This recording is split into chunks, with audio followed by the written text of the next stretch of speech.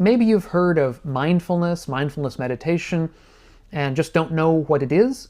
Or maybe you've heard about it and know something of it, but just want a more of a refresher and get a sort of an understanding, a deeper understanding of why it's important and why we should think about it and how we should practice it. So that's what I'm going to discuss in today's video, coming right up.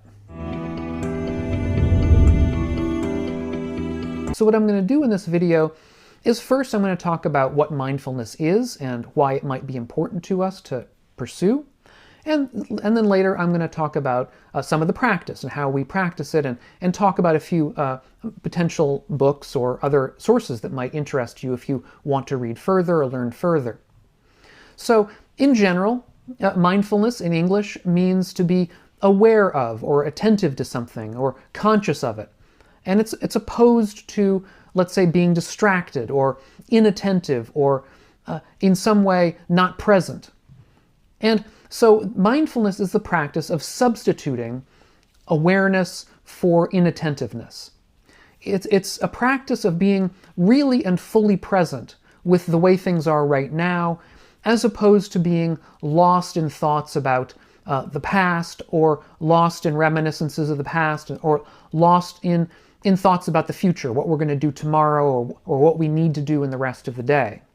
And here it's good to keep in mind that the past is beyond us. The past is already over. There's nothing we can do to change the past.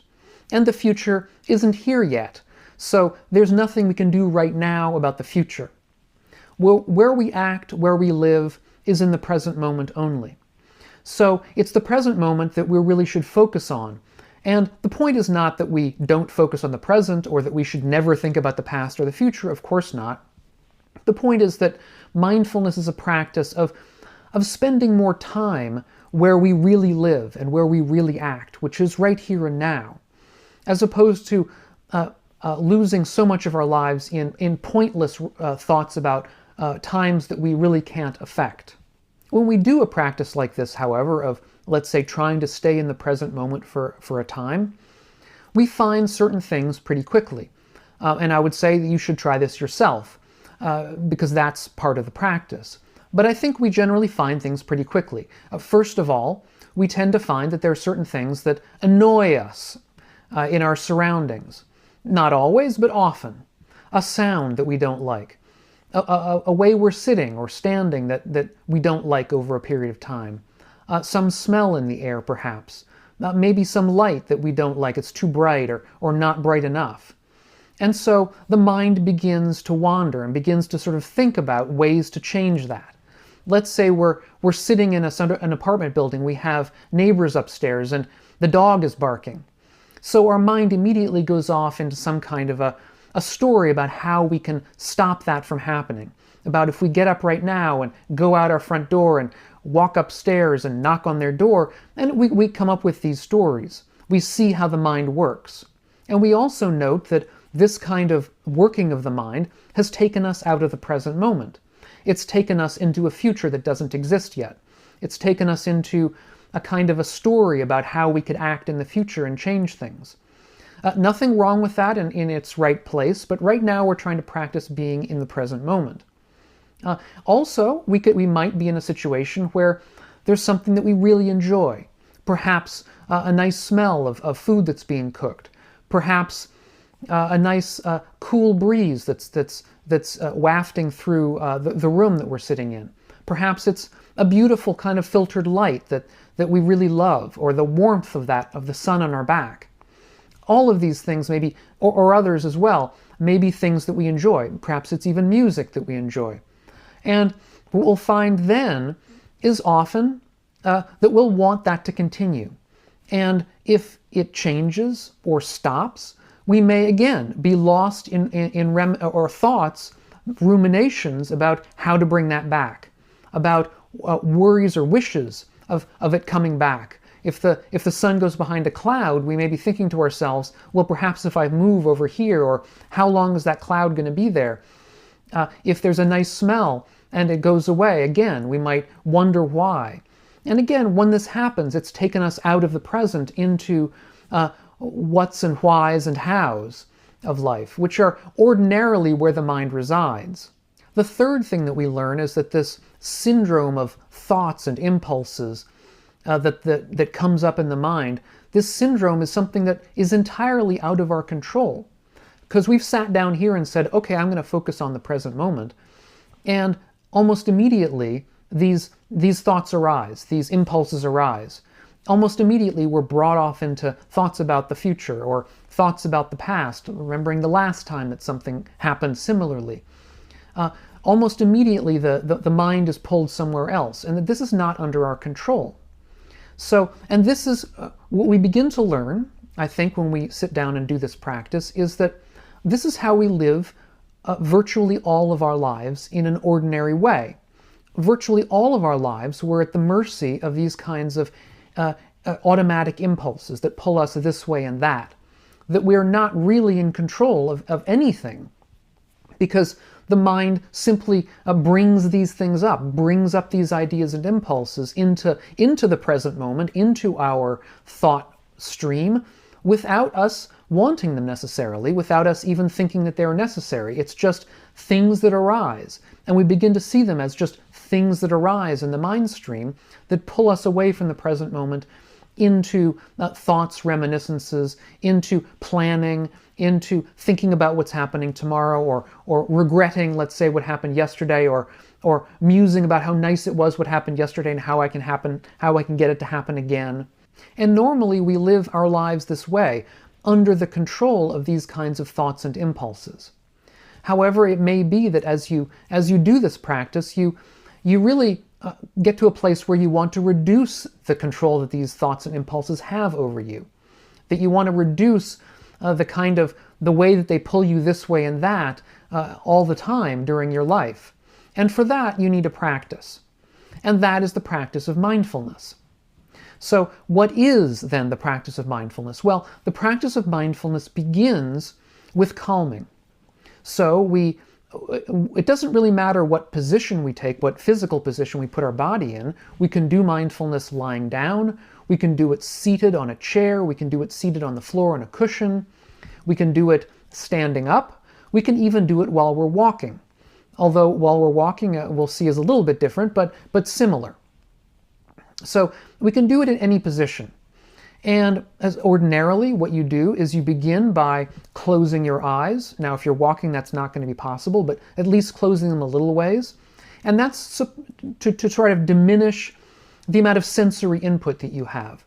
Diminishing the sensory input is going to try to calm you down. So the point here is to try to calm yourself down. Because the more agitated we are, the less calm that we are, the more that these kinds of thoughts that arise in the mind can control us, the more that they arise generally. However, the calmer that we are, the less frequently they tend to arise, and when they do arise, they tend to arise with less force. So we begin by closing the eyes, getting into a position that we can hold for a while without having to move, that is to say, a comfortable position. And we can focus on something. Focus on something is usually something that's regular, that's cyclical. A great place to start, indeed, one way that people can do their entire lives, in fact, is focusing on the breath. Because the breath is always with us. It's a regular kind of phenomenon in the body. It's something that is, again, cyclical. It's something that will calm us down as we focus on it. And we'll find by focusing on the breath for a while and closing the eyes that we introduce a level of calm and so a level of clarity. More clarity in the mind. So we're able to see a little bit clearer how the mind works and what's going on and how things are happening. If we want, we can count the breaths from 1 to 10 and then going back to 1 again.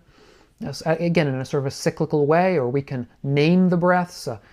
We can say in-breathing, out-breathing, or inhaling, exhaling, in, out. It doesn't matter what words we use, but if that helps us to keep focusing the mind on the breath, we can use words like these, naming like this. Second, we try to get to a place where we're allowing negative and positive feelings to arise in the mind without them taking control of us. So if we have a slight pain in our leg, or if there's an annoying sound in the room, we practice simply sitting with it. We practice simply sitting with it and perhaps even naming it, saying an annoying sound or a slight pain in my leg. And that way we can sit with it and see what happens if we do nothing, at least for a period of time where we're simply observing it as part of the present moment.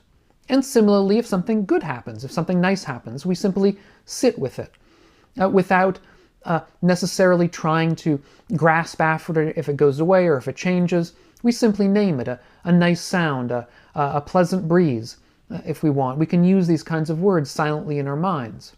And this kind of a practice gives us more mental space around which simply to embrace these as part of the present moment, to allow them to simply exist as phenomena that arise and pass, as they inevitably will. They'll arise and pass. They'll change over time. And so by doing this practice, we then get ourselves to a place that is more fully present, that's more fully in the present moment, that is less liable to be pulled this way and that by the vicissitudes of life. In a long-term practice, it's not the sort of thing that you're going to expect is going to create miracles in a day or a week, but over months, over years of regular practice of mindfulness like this, it will help us get to a place that's more equanimous, in a more equanimous state with our own lives, by being able to be in the present moment, by not having our minds be so easily pulled into the past or into the future or into other places. The ordinary tendency of the mind is to go off into ruminations, to go off into streams of thought that aren't particularly useful or healthy to us. We've already thought about these things enough times, so we don't need to think about them the 100th time or the 1,000th time. So this kind of practice allows us to relax around that.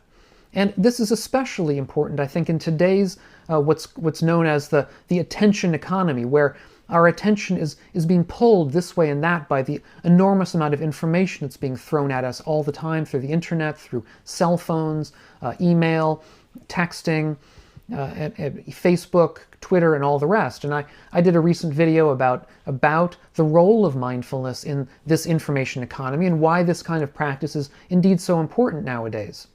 Now, what I've given here is only an introduction. There's a lot more to be said, and if you want to see more, I have a playlist about what are called the 4 foundations of mindfulness, which is the practice from which mindfulness originates, and all of the practices. There are many practices that are related here that we can do in trying to expand our repertoire of abilities with the mind and understand various parts of the mind. So I'll put a link to that in the show notes down below.